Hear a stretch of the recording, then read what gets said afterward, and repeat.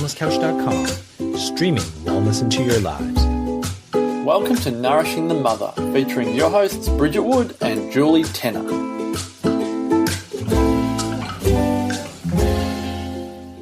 Hello and welcome to Nourishing the Mother. I'm Bridget Wood. And I'm Julie Tenner. And today's podcast is the first of 4 masterclasses which we've decided to run with you, our beautiful listener, to invite you even deeper into the world of the mother-child dynamic and what you can awaken within your parenting for yourself and your child. Perhaps we'll touch on some of the struggles you're currently facing and give you a refreshed and renewed toolkit. So today's masterclass will be on secure attachment, and we will talk about that just as soon as I remind you to jump onto nourishingthemother.com.au and join our tribe. Every week you get a newsletter from us where we wrap up with links and blurbs, everything we've podcast, posted, written about, so you can pick and choose what you would love to dive deeper into. And occasionally we send you a second email with a toolkit, an awakening, a conversation Bridget and I have had between ourselves or our kids that we really feel would fuel you in your parenting journey as well. So we would love you to dive deeper with us more regularly and jump onto our tribe at nourishingthemother.com.au. So, Bridget, today, Masterclass 1 of 4. Woohoo! This is exciting. We've never done this before. We thought it was worth giving it a crack. So we'd love your feedback as to whether this worked for you or didn't work for you and how you enjoyed the format, I suppose. Because we're always playing around with the different format, aren't we? And it's really come out too because we've done our first round of aligned parenting, our newest program, and there was just so much juiciness that came out of that and reflection from so many people in the tribe in that first run of the course that we thought, let's take some of that, that we've learned and put together and bring it out into the podcast and make it more available. So, kicking it off with one of the tenets, I suppose, of what we believe in terms of our intentional parenting journey is the importance of developing secure attachment in our child. So that really comes from attachment theory, which is kind of a mainstay of psychology and, the neuroscience on the best of child development, I suppose. And it's really about how children build a strong sense of self and a strong sense of imprint of what it means to build a strong relationship and how to develop relational dynamics with others around them, because the relationship that we all have with our primary caregivers when we're born and even in pregnancy beyond is what becomes the blueprint for us, whether we're conscious of it or not, about all of the relationships that we then take into the rest of our life, largely. How we feel about abandonment, how secure we feel in ourselves, how secure we feel in opening up and being intimate and vulnerable. How well we communicate with others, even if we're able to look people in the eye or not. Sometimes even just that simple thing can be from a childhood experience that means it's not safe to do something like that. And the deep human fear of rejection. And the self-esteem thing, And so secure attachment is probably the fundamental thing that we really strive to build, but it's one of those things that unless you've received that yourself as a child, it can be a real conscious effort and pathway to give that to your own children, can't it? And look, I think also we haven't labelled it as attachment parenting because we will bring you full circle at the end of this podcast into balancing out the pros and cons of attachment parenting, which bring us to why we've called our program Aligned Parenting, because we wish to align more fully with the woman and her conscious journey and the dynamic between the parent and child at play that really you and I both see as the perfection in this whole parenting shindig, if you like. But what we want to start with is that we do really, really want our children to feel a deep sense of connection, that we're their rock, or essentially that we're the place on which they are safe to always return to and therefore are safe to explore the world. So it's kind of like this perimeter. The older the children get, the further they're willing to kind of leave mum's perimeter and space, knowing that it's safe to retract and come back. And then they can watch the world and go, no, okay, I'm secure enough to go out, knowing that if something scary happens, boom, there's like a rubber band, I'm safe to be back again. So it's like this springboard effect. And the older our kids get, the bigger that proximity becomes, up until our teenagers that, are driving and going off, and we're saying we still want to be that safe home base. I love that you've made that distinction. And I think what is is what seems to be in a lot of literature around secure attachment, and even to a degree attachment parenting versus perhaps mainstream or default ways of parenting, is that the default way of parenting is often, okay, let's get that child as independent as possible, as early as possible. Yes. So it's independent sleeping, independent caregiving, so perhaps, you know, daycare, whatever that is, and kind of almost the detaching of the child from the parent. Yeah. As opposed to secure attachment, which is about kind of following the child's lead and allowing the child to dictate where that safety zone is, and to see that particularly in those early year to 1 to 3 years, it's really about being that safe harbour for them. Yeah. And trusting that their need to feel close to you is developmental, and that will expand like that rubber band as they grow. Yeah. It's really hard though, isn't it? Because it can be really, like, I still find myself fighting those, I don't know, would you call them social and cultural messages of the clingy child, you know, that we don't want the clingy, the neediness, the clingy, insecure child who, you know, well, you sleep with them once, you're going to sleep with them forever. And, you know, and, wearing my baby in sleeves. I can't tell you how many times I've been to a shopping centre and I was about to say well-meaning Nana, and now I'm not sure, walks past and goes, didn't you carry them long enough while they were in your tummy for 9 months? And I'm like, oh my God, come on.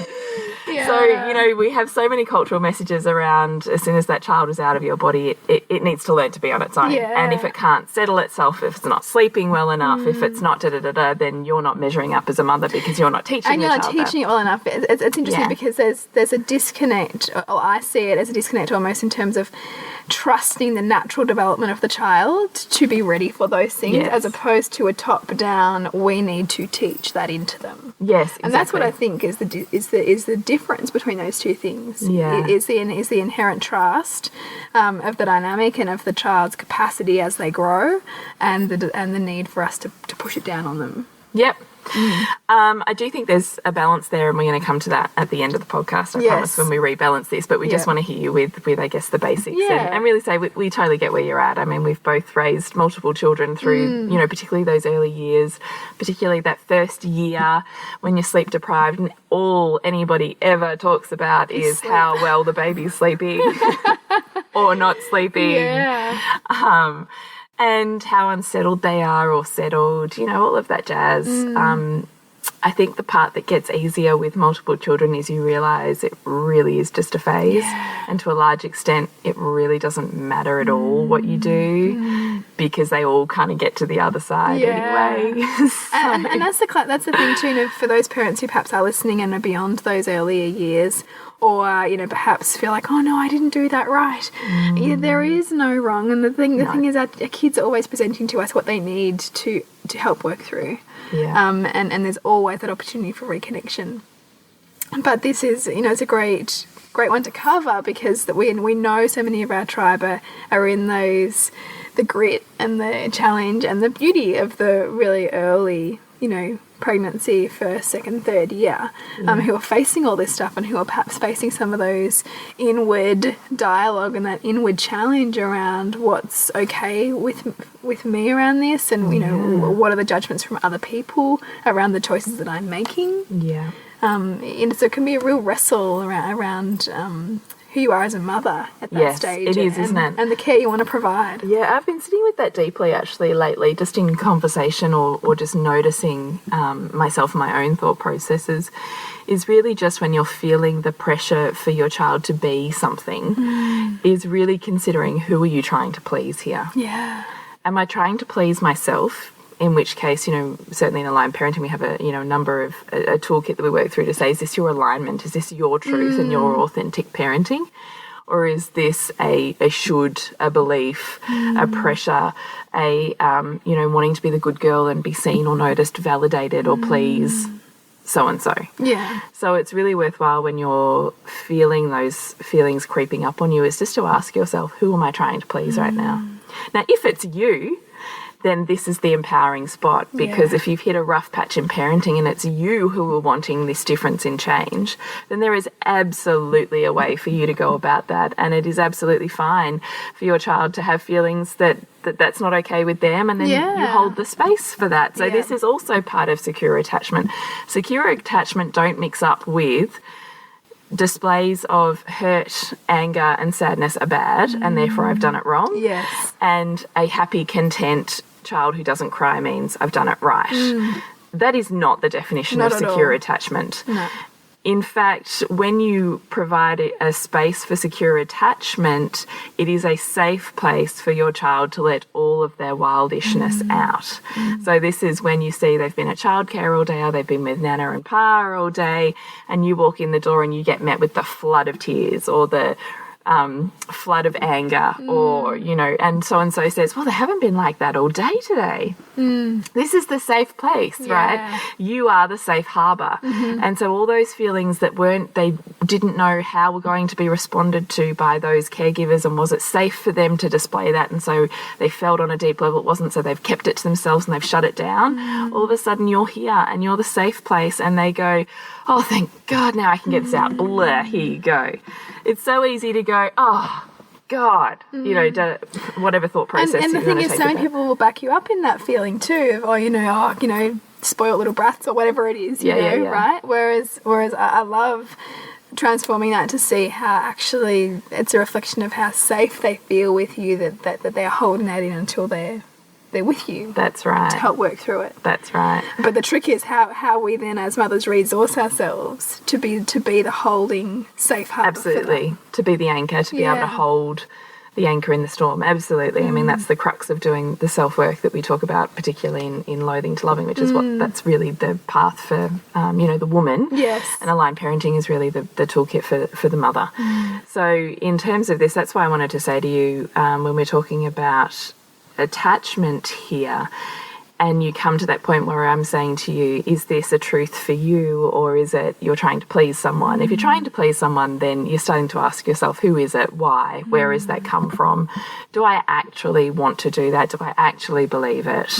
And all of those questions, just to really bring awareness to your own thought processes, because we can just think our head is just ruling the show, and we can totally believe those beliefs are truth when they're not. So that's one way you can go with it. And the other way is, if this really is your truth, and this is really a need or a desire of yours, and it's innate to you and your well-being, then it's completely fine to put in place steps, processes, you know, a boundary which you say, this is what I want or need. And my child, I will listen. My job is not to make it okay for you. My job is to hold the space to listen to you. So they're not always, and I was about to say they're never.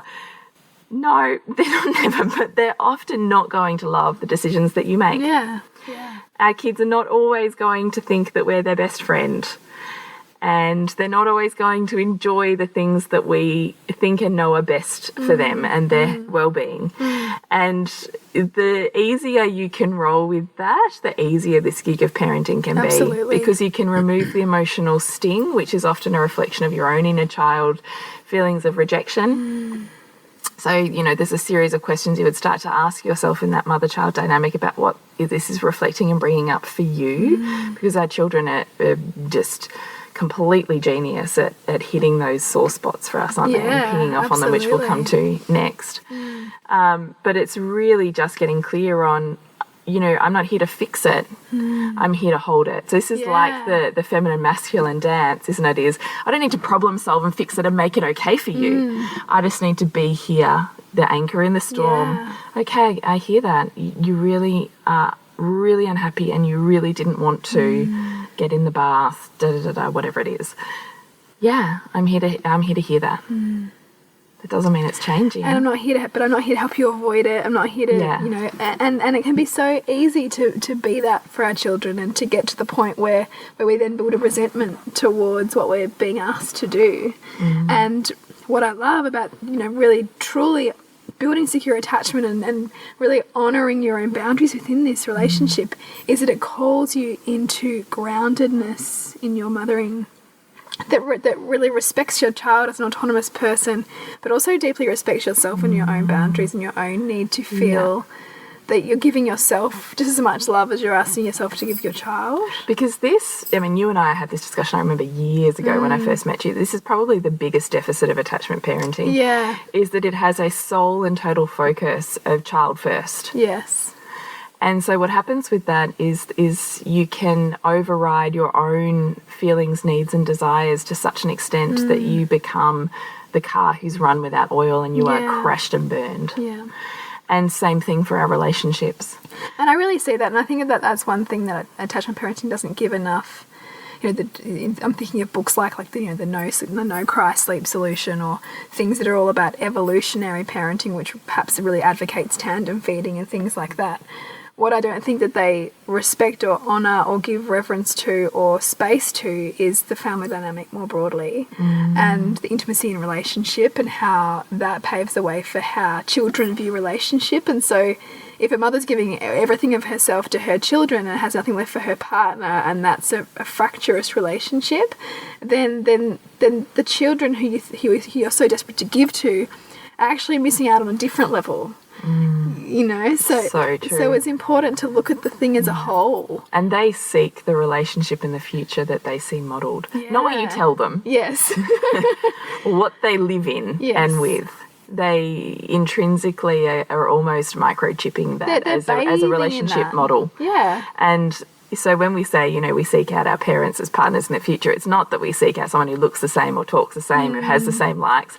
It's the dynamic. The same dynamic is what we unconsciously seek because we're constantly seeking healing. And this is the look. I mean, I know this gets really loopy. So, Bridge, I want to know what you think the best way to step this out is, because this is for me just the most inspiring, incredible, empowering, and continues to be an amazing journey for me on witnessing the dynamic at play within the family more broadly, as you just touched on, but also specifically the mother-child dynamic. I mean, do you want to speak just a little bit about that, and then we'll see if we can... I think the interesting thing with the parent-child thing is that so often the parent of the opposite sex has the highest or the most profound imprint on the child. So, for instance, the daughter's relationship, perception, understanding of connection with her father becomes the blueprint of any other kind of relationship with a male that she's seeking or involved in, because that parent is almost like her lifeline, her person who decides if she lives or dies, kind of like. Because if she doesn't meet their approval, then who is she, and how does she even exist in this world? So often in the relationships that we face, you know, in men or in partnerships, it's often the approval that we might have been seeking from our father but didn't get, or the great relationship that we have with our father that we're trying to replicate, you know, with a partner. And this is why there's so much cycles that sort of happen, and the same challenges that you hit with your parents you might be refacing in a partner, because they're taking you to those same unhealed wounds. And what's so interesting is that this is a dynamic at play constantly, and it's always unraveling and transforming. And what we deep dive into much more in the program is how this family dynamic is always seeking for us to expand. So where we might be close to our partner, because we're feeling like all of our needs are met, because we're not having too many of those uncomfortable edges rubbed, there'll be someone else who we're perhaps out of favour with or disconnected from, because all of those parts are almost like they're like a whole, and for them to really be whole, everybody has to play a role within that. So you can't have too many people on kind of one side of the camp, because then you've got an unbalanced kind of ship. Everyone's kind of playing a piece of the puzzle for us to expand and grow as much as possible. Yeah, we've touched on this before, actually, I think the Family Dynamics podcast, where this is in a family unit, if someone's, or even in parenting, we've talked about it, if there's, you know, your partner is super soft and nourishing and nurturing with the kids, you become hard-ass. And then if he's the super hard-ass one, or she, then you become the super soft one. And you can see this in your own parents, right? That you can see, I had this dad who was just fierce and the lawmaker, and, you know, I didn't step a foot wrong with him, and I don't have a great relationship with him because of that, and I want to judge that. And then we're saying, okay, what was your mum like? Like, oh, she was just love and light and gave me everything she ever had. And then we're like, well, there's your family dynamic, right? Because you couldn't have two super soft, loving, mushy people, because in this universe, two of the same are never required. So one gets bumped off, killed off, whatever you want to call it. This is evolution, right? Universally. And this is yin and yang. There's a counter-opposing perfection in this universe at play within everything, within every cell within our body, with every chemical reaction within our body, and within every relationship, and certainly within every family unit. So there's someone who's lavish and there's someone who's stingy. There's someone who's loving and soft and has no boundaries, and there's someone who's super hard ass and I don't know, the lawmaker. Really strict. Yeah, whatever it is. You take your two opposites and there's always someone playing that. And often you can go, I'm normally so loving. I don't know why I'm so nasty and like rule making at the moment. And we might say to you, well, in those moments, what's your partner doing? Yeah. And you go, it's almost like we ping pong off of each other. They're playing one role. This can't be stated enough because it's something. And this is what we teach so much in Loathing to Loving. It's a new paradigm essentially for living, because what we are teaching here is trying to embed the concept of universal laws that are always at play, cannot escape them. And it's like that thing, you can't get a one-sided magnet. Magnets are two-sided all the time. Even cell has every cell in our body is both positively and negatively charged. So you can't be one-sided. A child can't have a one-sided parenting model, which is just the exact reason that the more that you're more intentional perhaps about this really nurturing, intentional, conscious, don't put a foot wrong kind of parenting, the more that you'll perceive your partner is not stepping up, or your partner is not parenting the way that you want them to parent. And we see that a lot in our tribe, don't we? Yeah. Because the more you are really trying to be one way and always hold space, or always really be gentle, the more like the child needs to grow, and the child grows at the border of the two. The child grows at the border of the softness and the gentleness and the holding and the firmer, perhaps, more that creates autonomy and resilience. Yeah, that's right. And so this is what we really want to bring respect to as well, is how that is playing out constantly. Yeah, absolutely.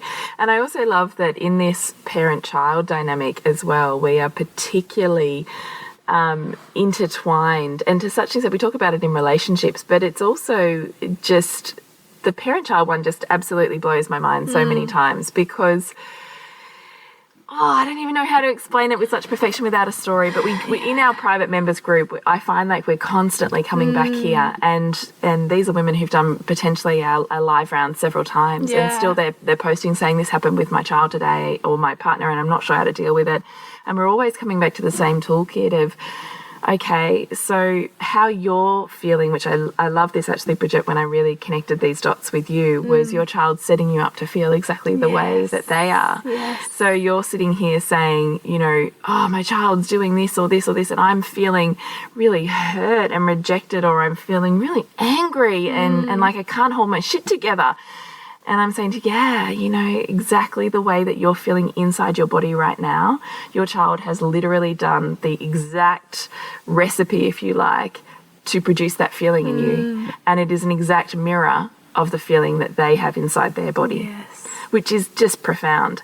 And what that means is, again, I find it incredibly empowering, because it means I don't have to guess what my child's feeling, because I have a direct experience of it. I'm feeling it. And this is why our children's behaviour is never ever outside of ourselves, because what they are doing all of the time is taking us to our own edges, to our own level, our own discomfort, in order for us to transform, in order for us to learn what we need to learn, and the dynamic can shift. Because they are incredible little mirrors. Always seeing what we need to transform. And beyond that, so we say, how are you feeling? Because that gives you the toolkit for, so what do you need to seek the connection, the balance, the whatever that you're feeling is missing at this point? What do you need? Because that toolkit is essentially what you want to work out how to provide for your child, because it's the mirror. And then the flip is, those feelings are being triggered in you by this beautiful child in front of you doing the exact behaviour that just like hits that nerve for you, because this is also like an old replay mirror of you at exactly that age.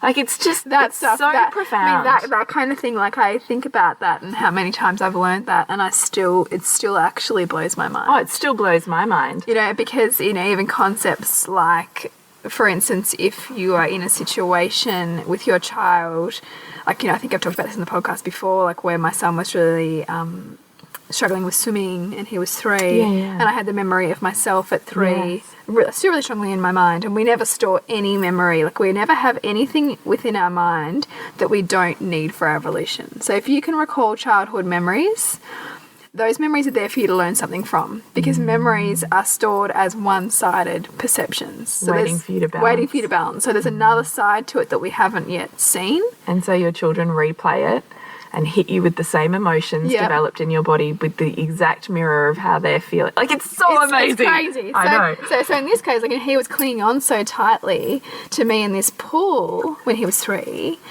and the clinging on is him trying to teach me to let go. Yeah, because you get to the point where you're like, get off me. Yes, exactly right. Which you wouldn't have got to had he not displayed that behaviour, because you're, love and opening and, yes, I'll hold your space. Yes. Yeah, and so they push that to the extreme. It's like my third child pushed you to that extreme where you learn to balance that perception and bring in the wholeness that your psyche is seeking. It's just profound. It's amazing. Yeah. So we just love on this stuff, because there's every opportunity that... And every story, every interaction we're having in our members group every day, it blows my mind, because I feel like it's this rabbit warren where I go, oh my God. Yeah.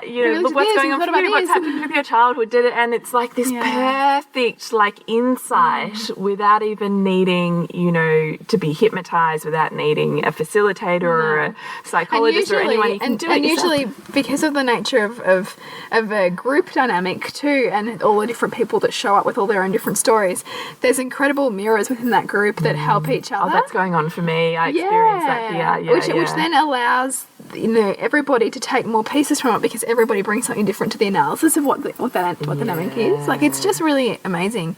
So there's nothing wrong with our kids. In essence, our kids are helping us to learn and grow more, and the more that we can sit in the space in between their stuff and what's going on and our triggered reaction, the more we're able to actively and intentionally transform that dynamic and evolve consciously with our child and allow them to be more of who they are.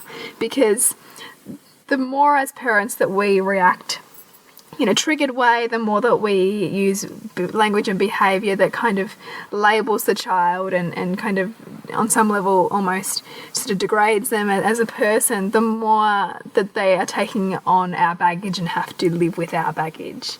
Whereas in essence, the more work that we do and transform our own stuff, the more they're almost like free to be themselves. It's just amazing, and I love how they take us to those sweet spots for ourselves. And I mean, the work's never done, and it's not about feeling like, oh my God, I fucked my kid up, because there is none of that.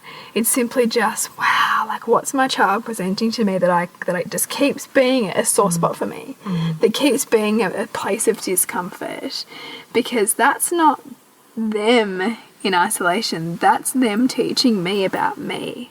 Like, what wise little people. You don't need to go to like a yoga mat or some kind of guru, like, you've got one. It's your child. And I just find that, like, profound. There's that Buddha quote, actually, isn't there, about like that they're all born little Buddhas. Yeah. I can't think what the exact quote is, but yeah. And also because they don't have like the layers and layers of conditioning yet, right? Because they're just so wide open. And isn't that lovely? So let's do the flip then, because we're kind of heading towards the end of our masterclass. What happens when we're too attached, or what are the drawbacks of the over support that we might feel driven to provide our children? I think what tends to happen when we get over attached, there can be a little bit of a muddy of waters where we can end up doing things that we think are for our child, but they're actually for us, and they're soothing ourselves. Because they're saving us from the discomfort of their discomfort. Yes. So sometimes what happens is, in that really overly attachment kind of focused type relationship, there can be this perception that you're trying to give your child all of this nourishment and nurturing. Particularly if you haven't received that. But usually that's from a place of feeling like you didn't get that. Yeah. And so you're wanting That's often why you choose. Yeah, that's why you choose that path. Yeah. But what that can actually end up being when your child is not allowed the space to have the big feelings, to have the tears, to not always get their way, to have challenge, is that they can become juvenilely dependent on you to be their soother, which then means that they are on some level not able to expand to the full expression of themselves because they're feeling like that they almost need you as a crutch growing through life. So that can actually be disempowering as a dynamic. You will see this in potentially either yourself or women around you as well. Even as adults, you can see the remnants of this, where they had such a strong relationship and connection with their mum that their mum or whoever the primary attachment was becomes almost their inner guidance post as opposed to autonomously themselves. So they can't make a decision without checking if mum thinks it's a good one. Or, I'm trying to be as good as my mum, and mum's around all the time, and I can't manage 2 kids and going to the shop and without mum being there. Yeah. And, all of these ways we think we need saving, or we can't do it on our own, or we need a second opinion because ours isn't enough on its own. This is kind of where we've lost that maiden archetype stays maiden-like because she doesn't have the challenge that forces her to look internally at her own guidance mechanisms.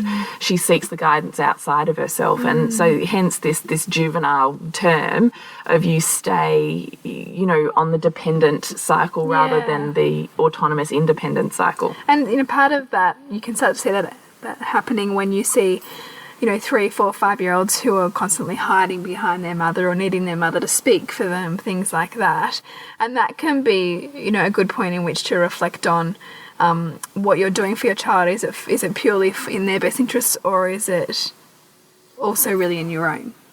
Because sometimes I think that we're giving our child we're saving them, or that we're kind of giving them the best foot forward, but often it can be because we ourselves are not comfortable stepping out into the world, so we want them to be close and safe as well.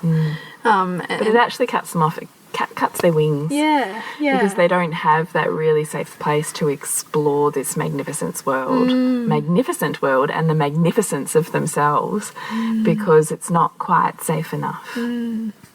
And it can be really confronting, right? So if your story is that the world wasn't safe for you as a child, or that it's not safe now for you, then it can be, an opportunity for you to really explore why that is. Why is it that you feel like your child needs this really kind of nurtured, closed-in, close space?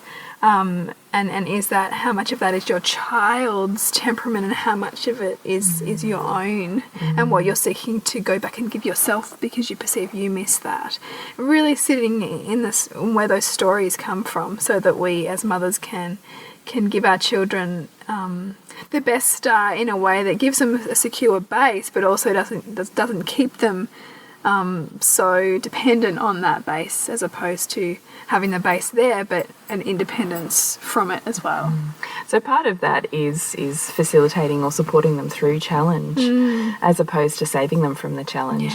So this is like, it starts with 1-year-olds when they're having the battle over the one toy that they both want, and that stepping back and watching what happens. You're not allowing physical violence, of course, but stepping back and allowing that kind of law of the jungle a bit in the playground, as opposed to jumping in and sorting it out for them. It's these edges of challenge that build essentially resilience and a strong sense of self. So when your child has, altercations with friendships, is it everybody else's fault? Or is there a role that your child plays in that? It's these steps of supporting our children through challenge as opposed to trying to cotton wool them that actually produce this really strong independent sense of self as well as a really strong and secure base. So, that's why we say there's this fine line between support and challenge, and that we need both in order to develop a well-rounded human being. And so the drawbacks to being too attached or overly attached are literally what we said. It kind of just keeps them it cuts their wings off. It stops them from really exploring the full capacity they have in this world, and certainly their genius often, and the way in which they can show up, I think, is really their own belief in themselves. When anyone can do anything when they believe in themselves enough, and I think that if we can instill that kind of grounding in our parenting for our kids, I mean that's knock it out of the park kind of parenting, I reckon. If we can allow our children to stay connected enough to themselves and believe in themselves, and it requires that secure base, but also the capacity to be able to hold a challenge and hold a boundary and be grounded in that, and know and allow them to experience challenge and not fall into the poor child, my child's the victim. Is seeing really the way that this dynamic works is, even if then they're in a dynamic of challenge, there's a dynamic at play there. So what are they being called to step up into or grow into, or what does it mean they need to expand into their next level of, awakening and being? So it's always looking at, there's many tools in helping our children facilitate through challenge. So part of that is we spend a bit of time in this first module really sitting with tears / kind of looking at aspects of aware parenting and what that's like to really, hold space for children and be the anchor in those emotional storms, and what that really looks like. I mean, it's an interesting one too, because tears are something that comes up quite a bit, and is an area that you and I have both really established in our parenting in terms of being okay with listening to tears and not saving our children from the disappointment that leads to tears. But for so many of us, because tears were not something that was necessarily safe or listened to, we can even unconsciously not even realise, but be shutting that down in our child. We can feel really stressed about tears.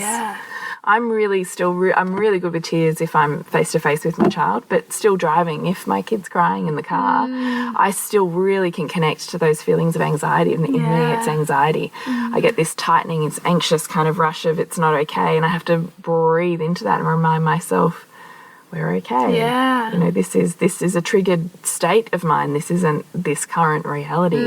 And so I would hate to make a parenting decision based on my triggered state as opposed to the state of reality, which is, it is okay for you to communicate how you're feeling. And often the younger our child, the more that communication is going to be solely in tears. And that's okay. Even in the car, I can listen to that and know that it's safe, and be okay with riding that wave to the other side of, and then sleep through it. Whatever. That's right. So really all of what you've heard in this podcast is what we deep dive into in Module 1 of the Aligned Parenting Program. And what is so fantastic about that is that it's broken up into video modules where we explain the concepts, where we really dive into secure attachment. So we're looking at emotionally attuned and respectful parenting and that piece, as well as this profound nature of the mother-child dynamic, and starting to start reading yours. And it puts the foundations in place for starting to see patterns that are playing out within yourself and your child, to help you get a bit more of an abstract view of that. So to remove the emotional trigger. So that then once you start to put those pieces together, you can then join into our Facebook group where we help you facilitate that, where we help you with your own understanding around what's playing out for you. And there have been some absolute gold nuggets. Amazing. And still continue to be. Because those members still roll over into our always members group. Not just the course members group. And those conversations happen everywhere. It's the most incredible group. I absolutely adore the fact that they're posting about issues they're having with their kids or themselves in their relationship on a really regular basis. It's just the most profound continual learning. And what's so great about this what we're learning and what we're teaching here is that it becomes a toolkit that then almost becomes embodied, so that you and I are finding that there's like 5 or 6 or 7 or 8 comments from other people before we've even jumped in there. Oh, they're amazing. You guys have answered it. And that is so helpful for everyone, and particularly when you are choosing to parent or you're choosing to view life through a really conscious way, and through a way that is really determined to awaken. You need to be supported in and that. Authentic. And finding your own voice in your mothering can be one of the hardest things you do. It really can be. And each time you hit that, you can kind of cruise for a while, and then there's a new developmental level or a new child or whatever. And you hit that point again and you go, I thought I had this. And now all of a sudden I'm questioning if I know what I'm doing. And have I got my mother's voice in my head or my mother-in-law's or, you know, whatever it is. And to just really come back to owning your truth, authenticity and genius in your conscious parenting is what this is about. Yeah, and I think it really allows you to back yourself and know that you are exactly what your child needs because your child is exactly what you need. Like, that's just a beautiful dance, and this really this course and this group really helps us all see that. It really does. Yeah. Oh, I love that. Yes. So we would love you to jump into this course with us. It's happening in 4 weeks' time. So jump onto nourishingthemother.com.au and look at aligned parenting. And it's 2 weeks of online with us and an incredible toolkit that you have 2 months to really digest in your own time and space and integrate into your parenting style. And there'll also be a live webinar within the course as well, which we will really address some of the key questions and dive a lot more deeper. So. Definitely. And connect with us on Nourishing the Mother on Facebook and Instagram. We love your feedback. We love that you just tune in and listen and, you know, have interactions with us, and we can have these fantastic conversations that just light you and I up in our day-to-day life, which, you know, sometimes can just be the lifesaver we need to get through our parenting. Exactly, that's it. So, you know, please continue the conversations with us. Please join our tribe. Please rate iTunes, share our podcast to get it out there to more mums so we can really be on this conscious journey together and really make a profound difference to this next generation of ours. Yeah. And to connect with you, Bridget. SuburbanSandcastles.com. And you, Jules? Is thepleasurenutritionist.com. And we'll see you next week when we continue to peel back the layers on your mothering journey. This has been a production of TheWellnessCouch.com. Check us out on Facebook and join in the conversation on Facebook.com/The Wellness Couch. Subscribe to each show on iTunes and check us out on Twitter. The Wellness Couch, streaming wellness into your lives. Whilst the Wellness Couch presenter endeavor to provide accurate and helpful information to their listeners, these podcasts cannot take into account individual circumstances and are not intended to be a substitute for health and medical advice from a qualified health professional. You should always seek the advice of a qualified health professional before acting on any of the information provided by any of the Wellness Couch podcasts.